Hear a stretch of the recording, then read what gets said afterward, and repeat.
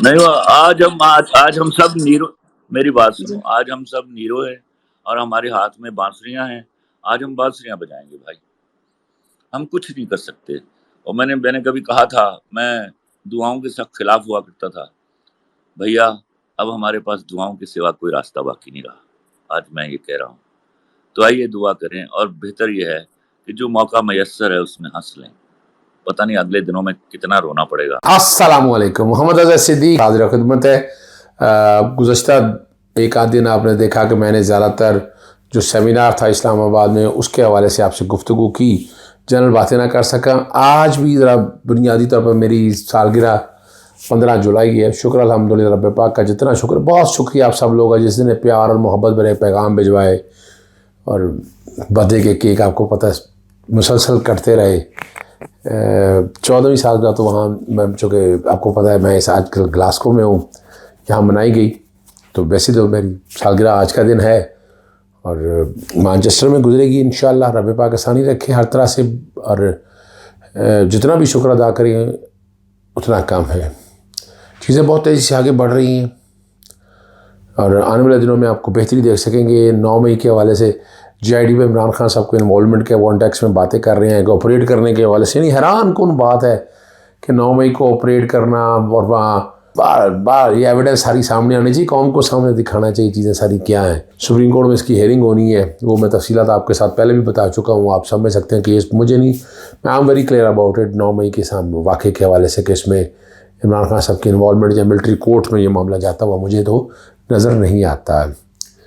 انصرانہ Asif but صاحب اور میں پریس کانفرنس یا کلاس کو بڑی ڈیٹیل میں ہوئی، وہ ساری باتیں اور سوال و جواب اب سارا دیکھ لیجئے گا، آپ کو اندازہ ہو جائے گا. ساتھ میری جو پہلے جو بات کرنی ہے میں نے سالگرہ کے حوالے سے خلیل قمر صاحب اور بہت سے دوست صاحب، آپ نے چند شاید میرا اگر کوئی چلا دے آپ کو اتنا اسپیس پہ جو بات ہوئی ہے وہ آپ کے سامنے آ جائے گی. یہ پریشانی والی باتیں نہ کریں، ہنسنے مسکرانے والی.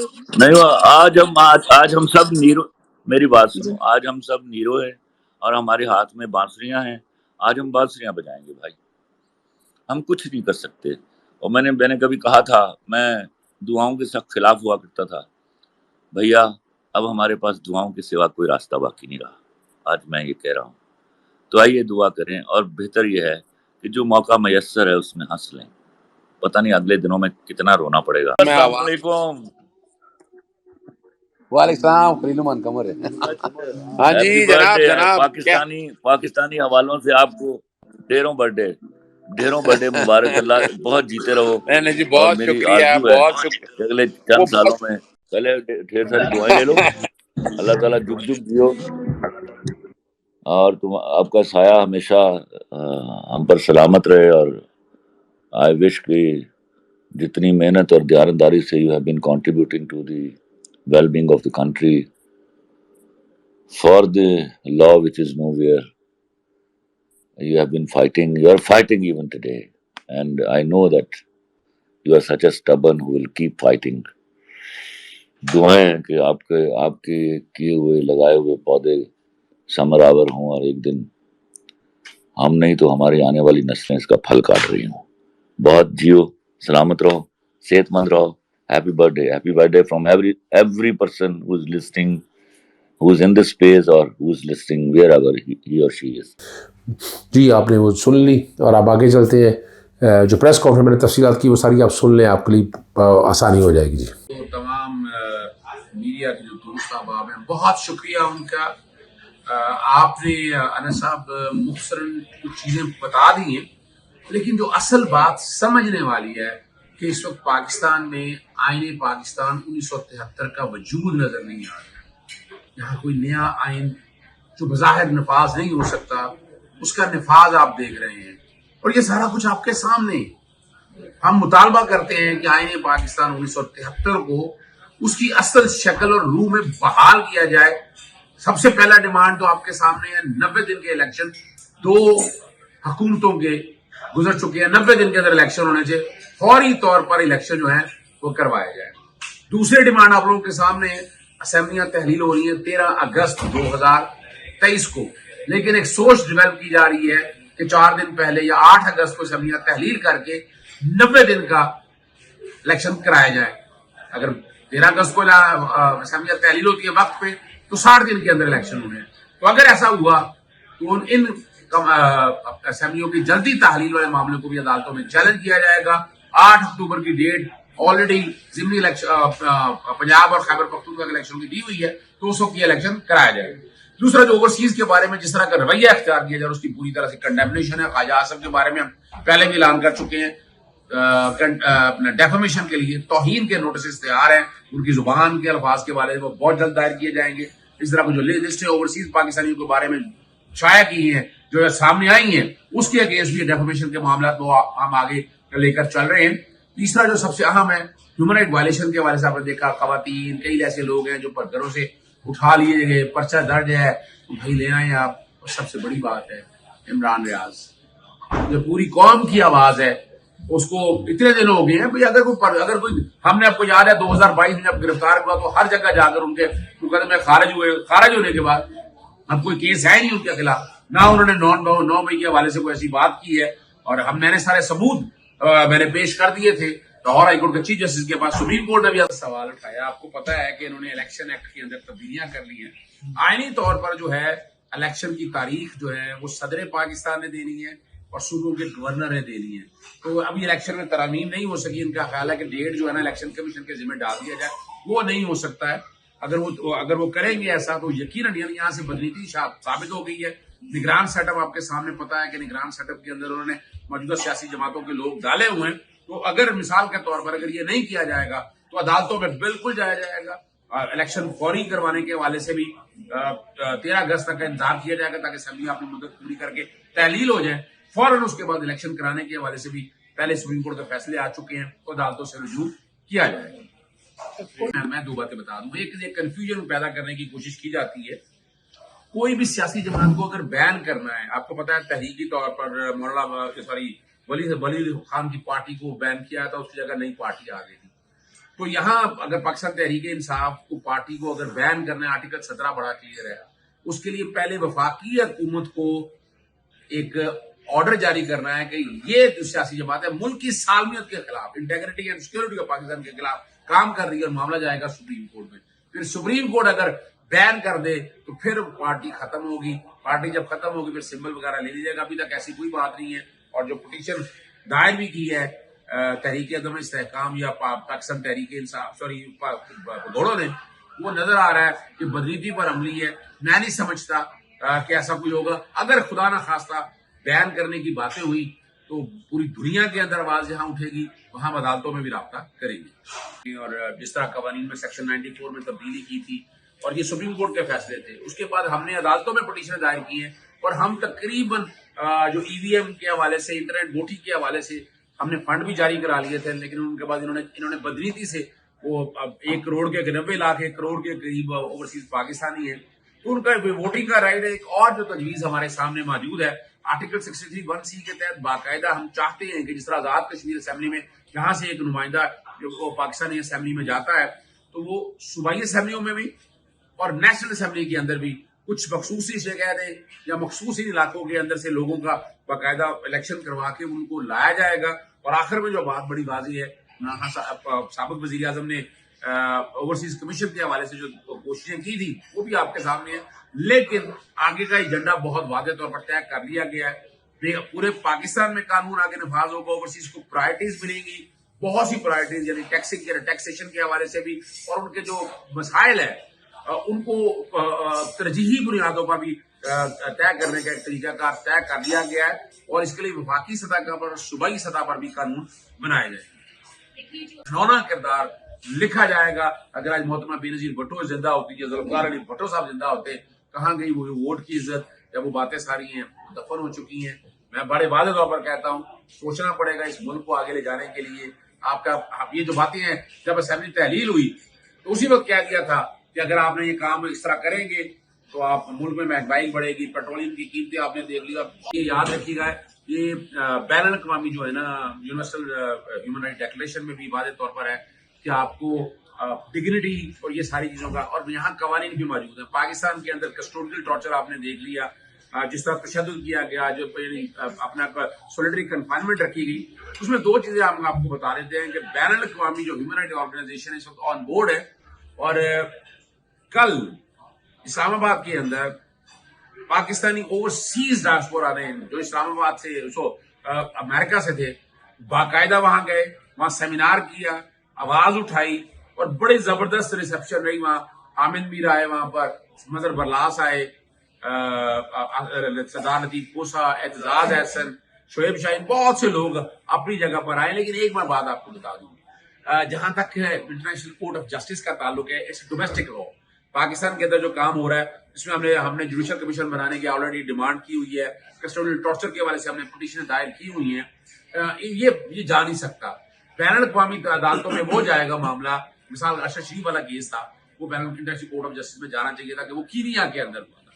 तो ये जरा एक थोड़ा सा मुश्किल है, लेकिन ह्यूमन राइट्स कोर्ट की वायलेशन के कॉन्टेक्स्ट में राब्ता भी किया जा रहा है, हमसे बेजा में रखा हुआ है। उसको अगर कोई पर्चा बनता है तो पर्चा दे, और वरना उन्हें फौरी तौर पर रहा किया जाए। ओवरसीज कम्युनिटी मुतालबा करती है, वरना ये होगा कि ओवरसीज कम्युनिटी भी सड़कों पे कहीं निकल ना आ जाए। आखिरी जो बात आपके सामने मैंने रखनी है वो बड़ी सिंपल सी है, कानून अपना रास्ता लेता है।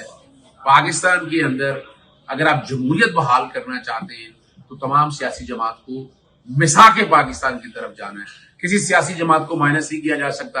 अगर पाकिस्तान तहरीक इंसाफ को या इमरान खान चेयरमैन तहरीक इंसाफ को अगर माइनस किया गया तो ना सिर्फ लोग सड़कों पर होंगे, मेरे ओवरसीज पाकिस्तान सबसे बात हुई है, ये सब लोग भी सड़कों के ऊपर होंगे, और उससे नुकसान कितना होना है। पहले ही ओवरसीज पाकिस्तानी अपने आप को कई मामलों में पीछे हट चुके हैं। इलेक्शन कराएं, जो भी इलेक्शन जीतता है वो हुकूमत बनाए और हुकूमती मामला को आगे लेकर चले। बहुत शुक्रिया जी। शुक्रिया अदा करना चाहूँगा मीडिया का, जितने शॉर्ट नोटिस पे यहाँ तशरीफ लेके आए। उसके साथ साथ हमारे जो मेन गेस्ट पाकिस्तान से आए हैं, हज़रत सदीक साहब, लीगल एडवाइज़र पाकिस्तान में खान साहब की टीम का हिस्सा है, एक अहम किरदार है इनका, ह्यूमन राइट्स एक्टिविस्ट भी हैं, और बहुत से जो कम्युनिटी के मामला को बड़ी गहरी नज़र और करीब से देखते हैं। आपका बहुत शुक्रिया, आप यहाँ तशरीफ लेके आए। उसके साथ आसफ भट्ट साहब PTI नॉर्थ वेस्ट के प्रेसिडेंट है, और PTI को जो जिंदा रखा हुआ है, इनका एक अहम किरदार है उनकी जो PTI UK है उसको। आपका भी बहुत शुक्रिया, आप तशरीफ लेके आए। उसके साथ साथ हमारे जितने दोस्त हैं यहाँ जो PTI वेस्ट ऑफ स्कॉटलैंड के हैं, आप सबका शुक्रिया। आप हमारे की मेंबर्स हैं, जो मेन एग्जेक्टिव बॉडी यहाँ बैठी है आज। अच्छा, अब आप बात यहाँ करना चाहेंगे कि पाकिस्तान में जो ह्यूमन राइट्स की वायलेशन हो रही है, और पिछले 3, 4, 5 हफ्ते से आप सब देख रहे हैं जो कुछ हुआ पाकिस्तान में, जिस तरह इन्होंने जो ह्यूमन राइट्स के नाम तंजीमें जहाँ जहाँ पाकिस्तान में है अभी तक खामोश है, पूरी दुनिया में है खामोश है। हम इंतजार करते हैं उनसे कि वेकअप, ये किसी के साथ भी हो सकता है। पाकिस्तान में अभी तक तो कानून नजर ही नहीं आ रहा। एक आम आदमी के लिए या भी किसी और पाकिस्तानी अगर अपनी हक की बात करेंगे तो उनको प्रॉब्लम हो सकती है पाकिस्तान में, उनकी फैमिली उसको हो सकती है। मेरे ख्याल से ये कब तक चलेगा? हम कंडेम करते हैं, हम कहते हैं कि एक पाकिस्तान में एक कानून होना चाहिए, वो सबके लिए होना चाहिए, और आज़ादी राय हक, जो आप आज़ादी राय बयान कर सके, अपना हक की बात कर सके। तो हम जितनी भी तंजीमें हम कोशिश कर रहे हैं, यहाँ स्कॉटलैंड में भी, UK में भी, मेंबर ऑफ पार्लियामेंट को भी एंगेज कर रहे हैं कि कम से कम आप किसी सियासी जमात का साथ नहीं देंगे कि ह्यूमन राइट्स की जो वायलेशन हो रही है, सहाफ़ी बरादरी के साथ जो कुछ हो रहा है, अरशद शरीफ का आपके सामने है जो मामला हुआ है, और बहुत से हमारे सहाफ़ी हैं, जो अमरान रियाज जो है उनको कितनी दिन हो गए, कितने हफ्ते हो गए, कहाँ है वो? ये कैसे हो सकता है? आजकल के 2023 का दौर है, मीडिया का दौर है। वैसे हम कहते हैं मीडिया बहुत पावरफुल है, मगर खुदाया होश के नाखुन से पाकिस्तान का सोचे। हमने अगर पाकिस्तान है तो हम सब हैं, तो पाकिस्तान को चलने दिया जाए, अवाम की जो राय है उसको अहमियत दी जाए, जो जमात आ जाए अवाम को वोट कास्ट करने का तो हक दिया जाए।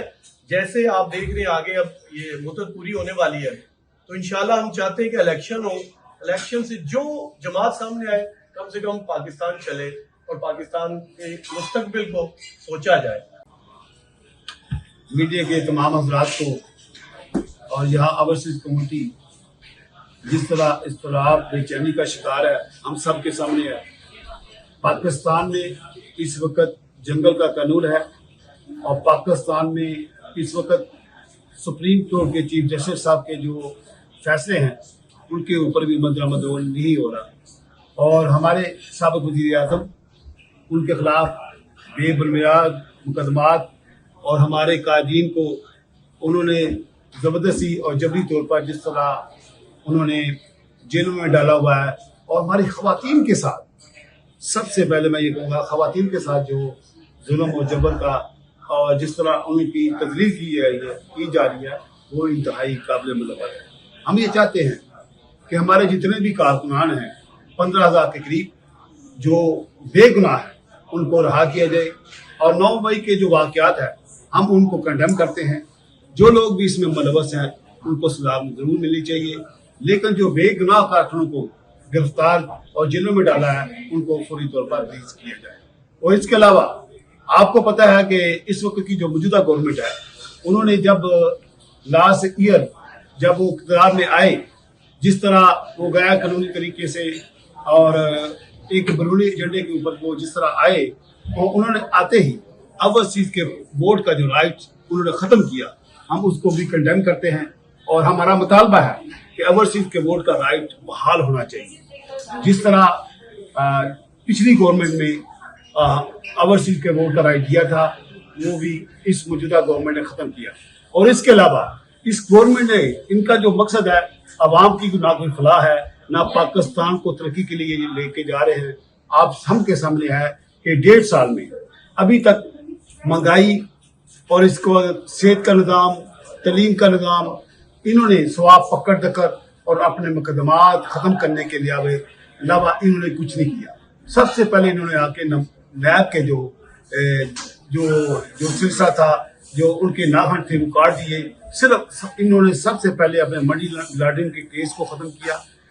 इस वक्त जो मौजूदा गवर्नमेंट है इन्होंने इसके अलावा कुछ नहीं किया। हम ये चाहते हैं कि ओवरसीज पाकिस्तानी ये क्या चाहते हैं, ओवरसीज पाकिस्तानी ये चाहते हैं कि हमारे मुल्क में तरक्की हो, खुशहाली हो और पाकिस्तान में जितनी जल्दी मुमकिन हो सके इलेक्शन का नफाज होना चाहिए। लेकिन ये गवर्नमेंट जिस तरह ये सोच रही है कि इस इलेक्शन को डिले किया जाए, पाकिस्तानी अवाम पहले भी इनको रिजेक्ट कर चुकी है। ओवरसीज पाकिस्तानी हो या पाकिस्तान में बसने वाले हो, इनको किसी सूरत में ये काम नहीं करने देंगे। और साबिक़ वज़ीर आज़म का क्या कसूर है? हमारे जो साबिक़ प्राइम मिनिस्टर हैं वो 9 मई का जो वाक़या हुआ और आप सबके सामने है कि पाकिस्तान की माशी सूरत-ए-हाल हम सब के सामने है।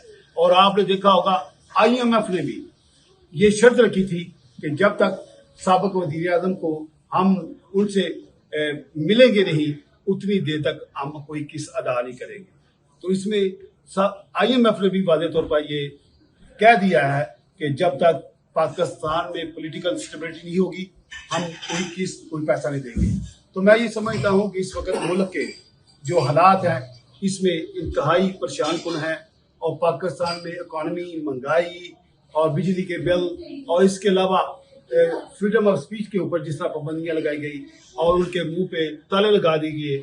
आपने सब ने देखा इमरान जाह साहब पर रिलीज किया जाए और इसी तरह और दूसरे जितने भी साथी हैं उनको भी रिलीज किया जाए। और आखिर में मैं ये चाहता हूँ कि पाकिस्तान के लिए इस वक्त हमें सोचना चाहिए, मगर हम सब का फर्ज है कि पाकिस्तान के लिए, पाकिस्तान की तरक्की के लिए, पाकिस्तान की खुशहाली के लिए हमें काम करना चाहिए और बेबुनियाद जो हमारे कारकुनान हैं उन पर इंतकाम का जो निशाना बनाया जा रहा है उसको बंद किया जाए। जी।